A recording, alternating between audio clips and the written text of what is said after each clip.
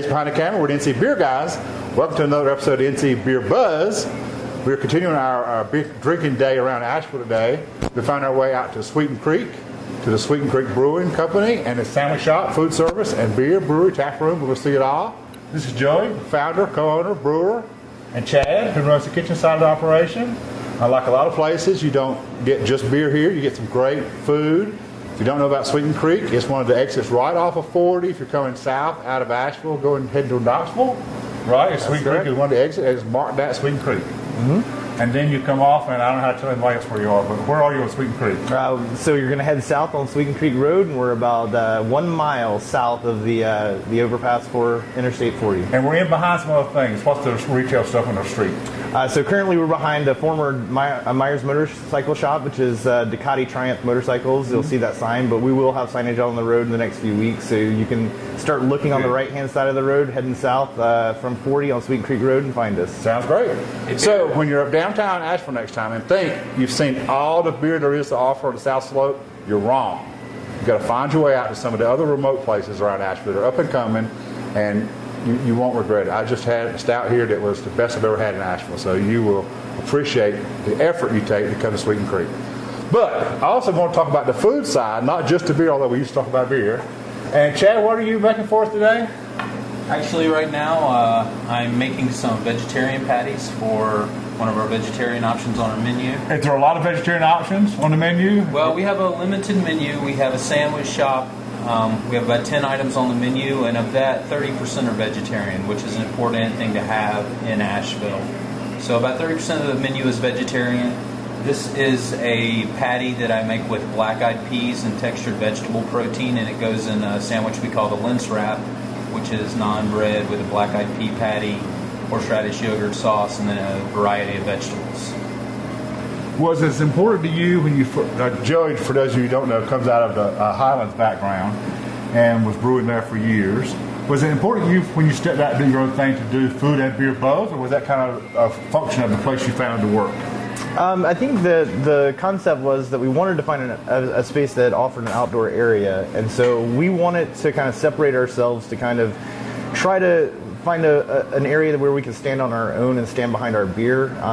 And I think having the food option was a great part of that, especially with the outdoor space, so that once we have people here, they can still sit outside in our acre of field in the back by the creek and not have to leave. So it was important to find a concept that would keep a low overhead but also high quality. And so Chad stepping in and being a part of the business with us is very important. Because food service wasn't something you necessarily knew anything about. I know the things I know about food service is basically what I know about cost and inventory from my raw material management as head brewer at Highland. Right. And is it a lot more complicated to do food? We hear people say, I don't want to mess with food because it's so complicated with the health department rules and sanitation. But I mean, those things apply on the other side too. Is it all that much more complicated to do food in a place? Well, I think that the most important thing is finding somebody that can take the concept and create it and make it their own. And match it to your vision for the other side. And I think that that's what Chad really was able to do, and take his background from working at 12 Bones and managing both those locations and really turn it into his own kind of special place that kind of rounded what the idea was to make it like a little destination for people that didn't have a lot of startup income. Right. But we're obviously more than your routine sandwich shop. We see what he's doing already. That's not what you used to see somebody doing in a sandwich shop. That's right. And so what does the menu go usual? What is like a lunch menu or? Well, one of the things that was really important to me is to do as much as possible in-house and from scratch. Back to what you were saying before, I think one thing that scares a lot of brewers off of providing a food option is that the margins for food are much slimmer than the margins for beer.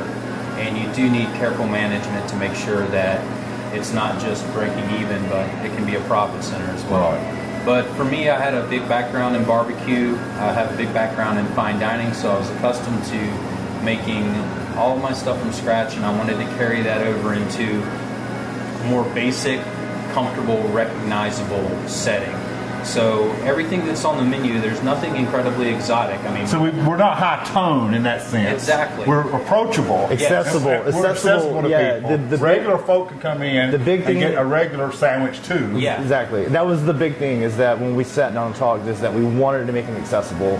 We have a lot of industry in this area here, and we wanted to create that kind of lunch crowd. A place they can pick up a sack lunch if they need exactly. to take it with them or eat and it. after work, kind of come by after work, hang out. So we really wanted to make sure that, you know, we kept it just, I don't know, really accessible is what we always said. So. We, you know, nothing on our menu is going to blow your mind with exotic ingredients or anything. It's very basic stuff. We have Reubens, we have hot dogs, we have some vegetarian options. But it's fresh, it's local, homemade, it's personal to you. And very much bringing kind of a farm-to-table approach where things are sourced carefully, prepared from somewhat scratch. Seasonal. Yes. Mm-hmm. And to have that reflected in something that is not so highfalutin that you have to ask, What am I eating? How do you say this? What is this? How do you say it? pronounce Right. this? Yeah. So, you know, we make a basic Reuben, which everybody knows, but the sauerkraut is made in-house. Our pastrami is made in-house. Mm-hmm. All the sauces and dressings, everything is made from scratch. So while it's not the most cutting edge or innovative or haute cuisine that there is, it's a really excellent, handmade, authentic version of all those favorites that you would expect to find at a great sandwich shop or deli. And the other great part is that Chad is also a North Carolina native like me. And so that was very important that we, you know, we were people from North Carolina who have backgrounds in the culinary for years in the brewing scene here before the brewing scene blew up. But is he from Eastern North Carolina? That counts. Greensboro. Well, Greensboro. So That's I'm close. Lexington, East of here. Yeah. but he does But love. it's not Beaufort County or Burgaw. Well, Pender my County. folks are from Bladen County. Oh, okay, close So enough. I got Yeah, a there you lot go. of folks down in the Lumberton, Bladenboro area, and that's where my whole family background is. But I grew up in Greensboro primarily before I came to Asheville. And he loves that vinegar-based sauce. Yeah. That vinegar, that's got to have that in barbecue. Yeah. And they let him wear the wedge hat even when he's working here. Hey, it's in my neighborhood, and that's one great thing. And I have my Highland hat that I usually wear all day. That's right. Yeah, the Asheville brewing community is really inclusive. It's very close, collaborative. We used to ask about the competition, but there never was any competition. So we're all in this together. It all rises up. The boats come up, the tide, and it's just like we're such a community and such a family.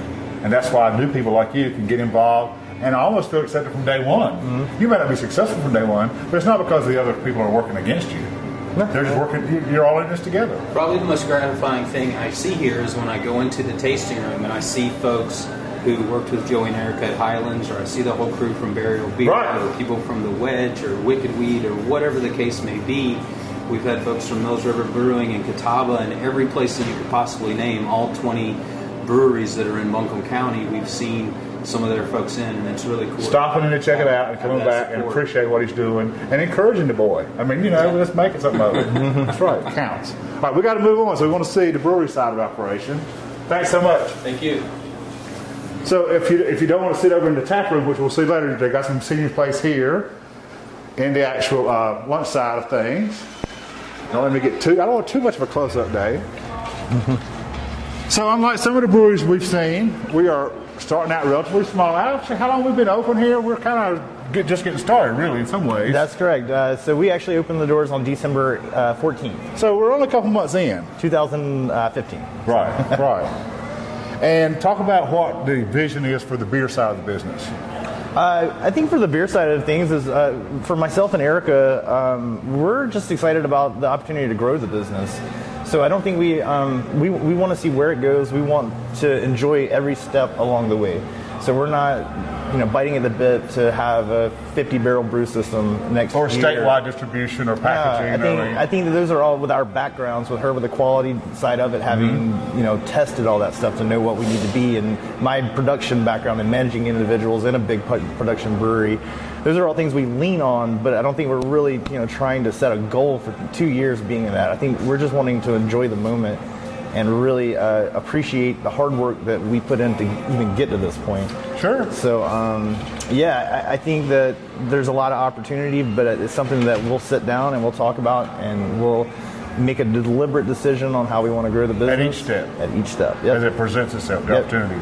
And are there going to be some flagships, some things we'll always know, or is it always changing up? Or what kind of beer is known as the Sweeten Creek beer? Well, so I think that with my background with some of the, the Little Hump Ale that I did for Highland, like I really like sessionable, approachable beers that have a lot of flavor. So you can still lean on that really big hop flavor, but staying in a manageable alcohol content, because I like to try multiple beers. I don't want to be blown away by the first one, right? Which does have their place. But I find that those are usually a one and done situation, and those are great beers that you can kind of be artistic and throw your name out there. But it's not what you throw back and drink and sit down for sessions. It's not what I go smallmouth bass fishing in my canoe with. That's right. So those are the beers that I like. So I think that right now we're taking a kind of a twist on a pilsner that I've worked on for a long time, a Czech style pilsner, and everybody doesn't do their own pilsners, by the way. Yeah, everybody doesn't do their own pilsners because it's more trouble, actually. And they're a lot of work. I think that that was the beer that I kind of targeted to really work on and try to work to perfect. And do it right. And they'll tell you at Highland, I probably did about 25 to 30 of those recipes while I was over there. And basically, with the limited space that we have here, I've taken a twist on it and kind of doing it with ale yeast and kind of manipulating the yeast a little bit to get the profile, but I get the 3 weeks instead of the 8 weeks. So obviously with our small system, we can't have tanks that long. So I would say that's a beer that I'd really like to grow.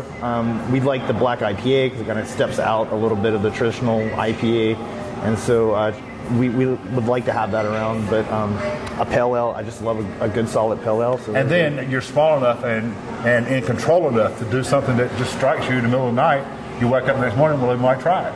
Yeah. Because you've got that flexibility here with this size system. Sure, yeah, and even with the small system, we're definitely taking a production kind of mentality to how we approach. So we're really But it doesn't drive you. No. You drive it. Yeah, you still have the flexibility to do something new and different and wonderful. Right. If you wake up, it's not like you got to figure out. We're doing it more to maximize our space than it is to create a large volume, like a volume for masses. We're doing it just because our time to fill the tank is more important than half of a tank. So just kind of taking that background to kind of reach those goals. So let's go see what a tap room looks like. Yeah. Yeah, and so everything in the tap room when we were clearing the back half of the property, we found a lot of downed trees, and so we pulled them up into the parking lot and had a sawyer come out with a portable mill, and we so the woodwork is on site. Yeah, so all the woodwork are from poplar, oak, sycamore, and cherry trees that we found when we were cleaning the acre of property in the back, and so we took that, put it on the wall, incorporated it in the bar. Oh, great! So that's kind of a neat twist to kind of take away from the property and put it back into the business. So sure.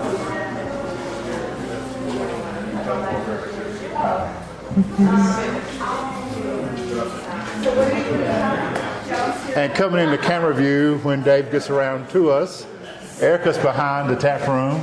When you are a 2 or 3 man show, everybody can't stop and get off camera with us. Hi, Erica. She's actually earning her keep while we do the PR part of the business. We're here on a Saturday afternoon, and it's been steady all afternoon. And like I said, I had a great stout earlier. So there's how many taps? Right now we have 10 taps. So and it's roughly half guest taps and half your own now? Yes, correct. Roughly. Yep. And that will evolve to all your own, maybe, or you don't know? Well, we'll just have to see how the demand, what we're able to keep up with the system that we have. So you may always have some guest taps? Yeah, I think that we'll, once we get busy this summer, we'll have to supplement with some guest taps, but we're hoping that we'll at least have 3 to 4 of our beers on tap at all times. So, okay. Yeah.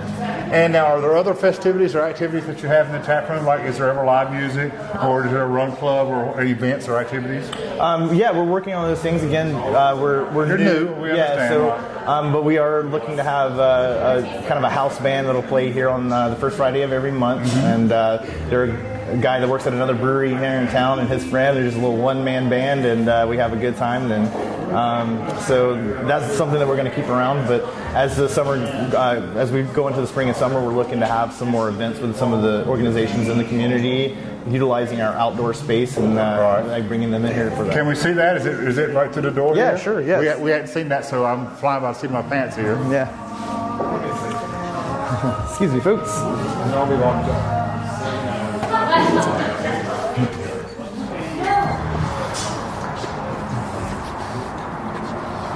So basically, out on the outside here, when the weather gets nice, we'll be able to open up.